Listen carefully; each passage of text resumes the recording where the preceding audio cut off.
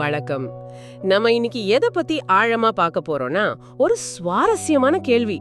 பெண்களோட மார்பகங்கள் ஏன் ஆண்களுக்கு இவ்வளவு ஈர்ப்புடையதா இருக்கு?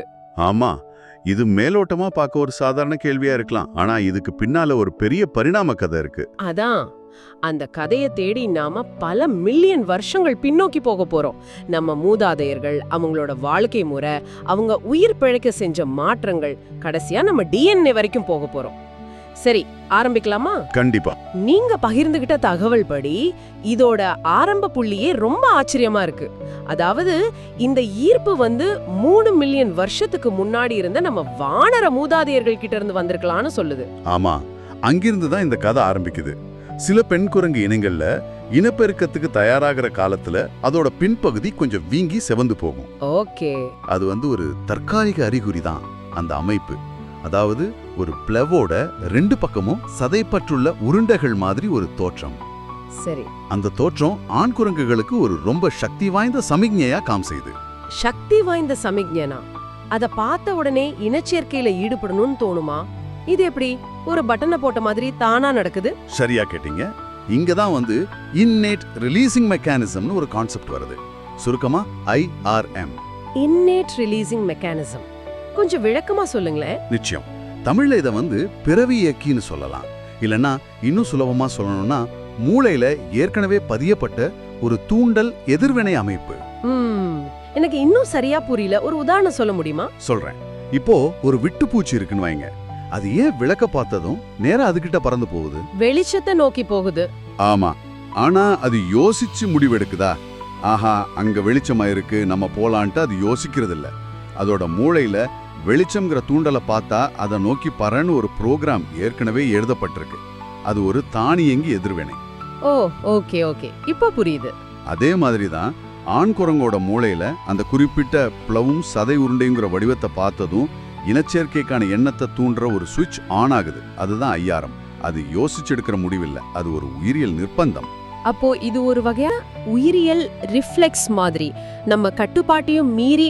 சரியா சொன்னீங்க. நம்ம கட்டுப்பாட்டுல இல்லாத ஒரு விஷயம். இதுதான் இந்த ஆய்வுல ரொம்ப சுவாரஸ்யமான புள்ளி. அப்போ நம்ம மூதாதையர்களோட இந்த பழங்கால மூளை அமைப்பு, இந்த IRM நம்ம கிட்ட இன்னைக்கும் இருக்கா? இருக்குங்கிறது தான் இந்த ஆய்வுகளோட மைய வாதமே. அப்படியா?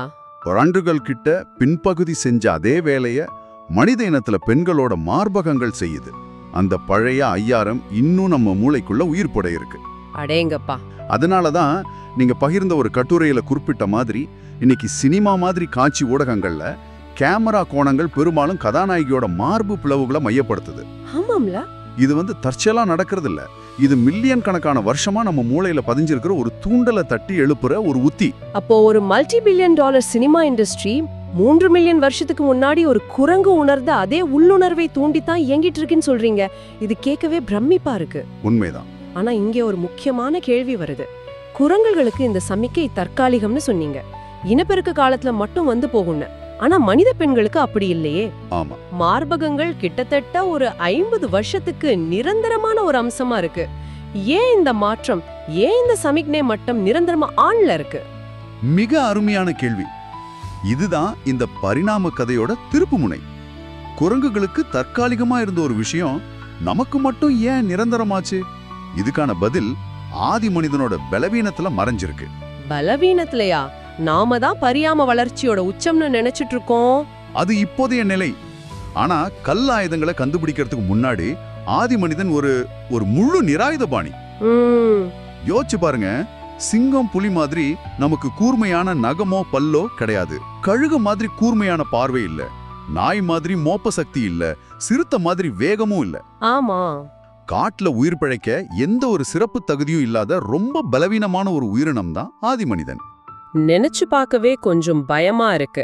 அப்படி ஒரு பாதுகாப்பில்லாத சூழல்ல நம்ம மூதாதையர்கள் எப்படி தப்பி பிழைச்சாங்க? அதுவும் இன்னைக்கு பூமியில ஆதிக்கம் செலுத்துற இனமா எப்படி ஆனாங்க? அவங்களுக்கு இருந்த ஒரே ஒரு சக்தி, ஒரே ஒரு உத்தி, அதிகபட்ச இனப்பெருக்கம் மட்டும்தான். அதிகபட்ச இனப்பெருக்கமா? ஆமா, தங்களோட பலவீனத்தை தங்களோட எண்ணிக்கையால ஈடு செய்யறது. எதிரிகளால தாக்கப்பட்டு 100 பேர் செத்தாலும் 200 குட்டிகளை ஈன்று இனத்தோட இருப்ப உறுதி செய்யறது தான் ஒரே வழி. இது ஒரு நம்பர்ஸ் கேம். புரியுது. சர்வைவல் ஆஃப் த ஃபிட்டஸ்ட் விட survival of the most numerous அப்படி சொல்லலாமா? மிகச் சரியா சொன்னீங்க. இந்த அதிகபட்ச இனப்பெருக்கம்ங்கிற இலக்கை அடையணும்னா அதிகபட்ச இனச்சேர்க்கை தேவைப்பட்டுச்சு. சரி. இனச்சேர்க்கையை தூண்ட பெண் இனப்பெருக்கத்துக்கு தயாரா இருக்காங்கங்கிறதுக்கான சமிகிழை ஆணுக்கு தொடர்ந்து கிடைச்சுக்கிட்டே இருக்கணும். குரங்குகள் மாதிரி வருஷத்துல சில வாரம் மட்டும் அந்த சமிகிழை வந்துட்டு போனா இனப்பெருக்க வாய்ப்பு ரொம்ப குறைஞ்சிடும் இல்லையா? ஆமா, நிச்சயமா. அந்த உயிர் வாழ்வதற்கான கட்டாயம் தான் அந்த சமிகிழியை ஒரு நிரந்தர அம்சமா மாத்துச்சு. அப்போ சுருக்கமா சொன்னோம்னா நம்ம மரபணுக்கள் ஒரு புத்திசாலித்தனமான வேலையை செஞ்சிருக்கு. குரங்குகள் கிட்ட வெற்றிகரமா வேலை செஞ்ச அந்த பழைய பிளிவு மற்றும் சதை உருண்டைங்கிற ஐயாரம் தூண்டலை எடுத்து அத உடலோட முன்பக்கத்துக்கு, அதாவது மார்பகங்களுக்கு மாத்தி அதை நிரந்தரமா ஆண் செஞ்சிருச்சு. இதனால ஆணுக்கு எப்போதுமே இனப்பெருக்கத்துக்கான சமிகிழை கிடைச்சது. இது இனத்தோட உயிர் பிழைத்தலுக்கு உதவி செஞ்சது. ஆமா, பரிணாம வளர்ச்சியோட ஒரு மாஸ்டர் ஸ்ட்ரோக்குன்னு சொல்லலாம். ஆனா இங்க ஒரு கேள்வி எழும்புது. என்ன கேள்வி? இப்படி ஒரு வடிவம் இருந்தா இப்படி எதிர்வினை ஆற்றுன்னு இந்த 1000 விதிகளை எழுதுனது யாரு? இந்த அமைப்பு தான் இந்த சூழ்நிலைக்கு உதவும்னு கணிச்ச அந்த அறிவாளி யாரு? இதுக்கு உங்க ஆய்வு கட்டுரைகள்லயே ஒரு அழகான பதில் இருக்கு.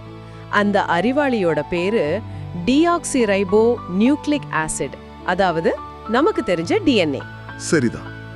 மில்லியன் கணக்கான வருஷங்களா பல சோதனைகள் செஞ்சு தோல்விகளை சந்திச்சு எது உயிர் பிழைக்க உதவுமோ அந்த குணாதிசயங்களை மட்டும் அடுத்த தலைமுறைக்கு கடத்தி இந்த சிக்கலான புரோகிராம் எழுதினது நம்ம டிஎன்ஏ தான். சரி, ஆனா இந்த ஒரு கோட்பாடு மட்டும்தான் இருக்கா, இல்ல வேற மாற்று சிந்தனைகளும் இருக்கா? நல்ல கேள்வி. நீங்க பகிர்ந்துகிட்ட தகவல்கள்ல அதுவும் குறிப்பிடப்பட்டிருக்கு.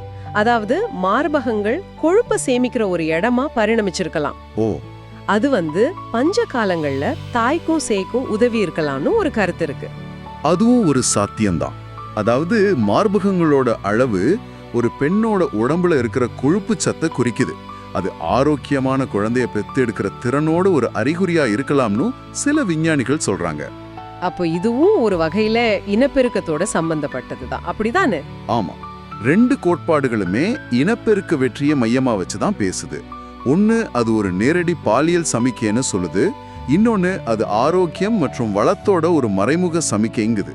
ஒருவேளை ரெண்டுமே உண்மையா இருக்கலாமோ? அதுக்கும் வாய்ப்பு இருக்கு. பரிணாம வளர்ச்சிங்கிறது பெரும்பாலும் ஒரே ஒரு காரணத்துக்காக நடக்காது. பல தேவைகள் ஒன்னா சேர்ந்து ஒரு மாற்றத்தை உருவாக்கும். ஆனா இந்த 1000 கருத்து தான் ரொம்ப அடிப்படையானதா ஆழமானதா தோணுது. சரி, இந்த உயிரியல் நிர்பந்தம் இன்னைக்கு எப்படி வெளிப்படுது? சினிமா உதாரணம் சொன்னீங்க, வேற ஏதாவது? ஓ, நிறைய இருக்கு. விளம்பர உலகத்தை எடுத்துக்கோங்களேன். வாசனை திரவியங்கள்ல இருந்து கார்கள் வரைக்கும் பல பொருட்களோட விளம்பரங்கள்ல பெண்களோட உடல் கவர்ச்சி ஒரு முக்கிய அம்சமா இருக்கு. ஆமா, இது அந்த பொருளுக்கும் கவர்ச்சிக்கும் ஒரு தொடர்பை ஏற்படுத்தி நுகர்வோரோட ஆழ் மனசுல இருக்கிற அதே 1000 தூண்டுற ஒரு முயற்சி தான். இது நுகர்வோரியல் உளவியலோட ஒரு அடிப்படை. ஒரு நிமிஷம், இது கொஞ்சம் மிகைப்படுத்துற மாதிரி இல்லையா? இது எல்லாமே வெறும் கலாச்சார ரீதியா நம்ம கத்துக்கிட்ட விஷயமா இருக்க கூடாதா? ஒரு சமூகத்துல எது அழகுன்னு சொல்லப்படுதோ அதை வச்சுதானே நம்ம ஈர்ப்புகள் அமையுது. மிக முக்கியமான கேள்வி இதுதான். இயற்கையா அல்லது வளர்ப்பாங்கிற அந்த பெரிய விவாதத்தோட மையம். Nature versus nurture. ஆமா, நிச்சயமா கலாச்சாரத்துக்கு ஒரு பெரிய பங்கு இருக்கு. வெவ்வேறு கலாச்சாரங்கள்ல வெவ்வேறு உடல் அமைப்புகள் ஈர்ப்புடையலா கருதப்படுது. அதை மறுக்கவே முடியாது. அப்போ இந்த 1000 கோட்பாடு, கலாச்சாரங்கிறது ஏற்கனவே இருக்கிற ஒரு கேன்வாஸ் மேல வரையப்படுற ஓவியம் மாதிரி. அந்த கேன்வாஸ் தான் நம்ம உயிரியல். அந்த அடிப்படை 1000, அதாவது பிளவு மற்றும் சதை உருண்டை மேல இருக்கிற ஈர்ப்பு உலகளாவியதா கலாச்சாரங்களை கடந்து இருக்குன்னு இந்த ஆய்வுகள் சொல்லுது. சரி, கலாச்சாரம் என்ன செய்யும்னா அந்த வடிவத்தோட எந்த அளவு, எந்த விகிதம் ரொம்ப விரும்பத்தக்கதுன்னு தீர்மானிக்கும். ஆனா அடிப்படை ஈர்ப்புக்கான உயிரியல் விதை அங்கதான் இருக்கு. புரியுது. அப்போ உயிரியல்ங்கிறது ஒரு ஹார்ட்வேர் மாதிரி, கலாச்சாரங்கிறது அதுல இன்ஸ்டால் செய்யப்படுற சாஃப்ட்வேர் மாதிரி. ஹார்ட்வேர் இல்லாம சாஃப்ட்வேர் இயங்காது. ஆனா சாஃப்ட்வேர் தான் ஹார்ட்வேரை எப்படி பயன்படுத்தணும்னு தீர்மானிக்குது. அருமையான ஓமை. அதுதான் சரியான பார்வை. நம்ம ஈர்ப்புகள் வெறும் உயிரியல் நிர்பந்தம் மட்டும் இல்ல, அதே சமயம் அது முற்றிலும் கலாச்சார உருவாக்கம்னு சொல்லிட முடியாது. ரெண்டும் கலந்து ஒரு சிக்கலான கலவை. ஒரு சாதாரண ஈர்ப்பு பத்தின கேள்வியில ஆரம்பிச்சு நம்ம வானர மூதாதையர்கள், உயிர் வாழ்வதற்கான உத்திகள், டிஎன்ஏவோட புத்திசாலித்தனம், கடைசியா இயற்கைக்கும் கலாச்சாரத்துக்கும் நடுவுல இருக்கிற விவாதம் வரைக்கும் ஒரு நீண்ட பயணத்தை இன்னைக்கு பார்த்தோம். ஆமா, ஒரு சின்ன ஈர்ப்புக்கு பின்னால இவ்வளவு பெரிய பரிணாம சமூக உளவியல் வரலாறு இருக்கிறது நிஜமாவே வியக்க வைக்குது. இறுதியா நீங்க யோசிக்கிறதுக்கு ஒரு விஷயத்தை விட்டுட்டு போறேன். சொல்லுங்க. நம்ம ஈர்ப்புகளும் எதிர்வினைகளும் உயிர் பிழைக்கிறதுக்காக நம்ம பழங்கால டிஎன்ஏவோல இவ்வளவு ஆழமா வடிவமைக்கப்பட்டிருந்தா, ஈர்ப்புல நம்ம தனிப்பட்ட தேர்வு அல்லது காதல்னு நினைக்கிற விஷயங்கள்ல எவ்வளவு தூரம் உண்மையிலே நம்மளோட சுதந்திரமான முடிவு, எவ்வளவு தூரம் நம்ம மூதாதையர்களோட உயிர் வாழ்வும் தேவையின் எதிரொலி.